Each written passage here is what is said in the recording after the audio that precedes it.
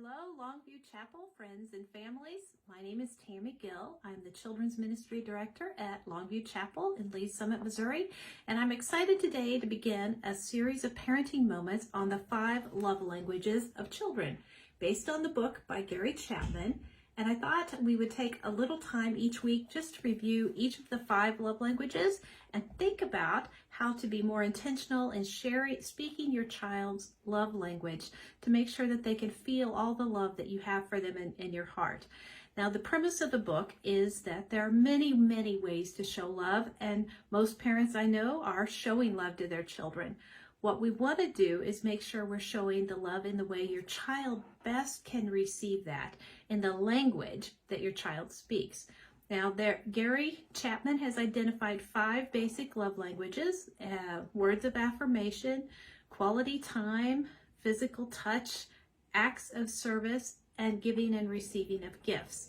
So today we're going to start with the first one, which is physical touch, and think in terms of how we touch our children in ways that are loving and that will help fill that love tank within them so that they will feel a little better about themselves and be a little more enjoyable and cooperative to be around. So in thinking about physical touch, we'd like to think that's an easy one, right? That all of us do that.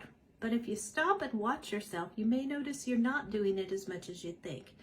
And when children are very tiny, we can't help but touch them. Babies have to be held, diapers have to be changed, they have to be touched and bathed. But as our children grow, it may be that we're touching them less and less. And if you have a teenager in the house, they may run from you when you try to touch them or give them a hug. So let's think today about the ways that we can work on this week and see what difference it might make in your home. All right, so the most common way to show love with physical touch, we think, are hugs and kisses. Definitely, if your children are receptive, make sure this week to reach out and touch them, give them more hugs, if they'll let you, do some kissing on them and touching them in that way. Other ways you can offer physical touch are just by holding their hand, brushing their hair, stroking their hair. Some children like that. Other things that you can do would be to play physical games with them. Some kids like to play catch or tag, or even the tickle game. If you know when to stop, that can be a fun way of showing affection in a physical touch sort of way. So look for that as your children are older. If you can, get in at least maybe a high five or a fist bump or some sort of cool touch in that way, and see if that will allow you to do some touching. Some children like a nice back rub before bed, and that can also help them feel your love. So if you're a parent, perhaps maybe touching is not an easy love language for you. For many parents, it may be a stretch. And that's the point of the book too, is to begin to learn and work on those languages that may be a little hard for us to speak. And Gary Chapman recommends that to start small, for sure, and if you are uncomfortable with touch, maybe begin by just hugging yourself a little bit. It may sound silly, but it's not. To just give yourself a little hug and get comfortable with this sort of touch to start with, and then begin to reach out a little bit more to your child and touch them.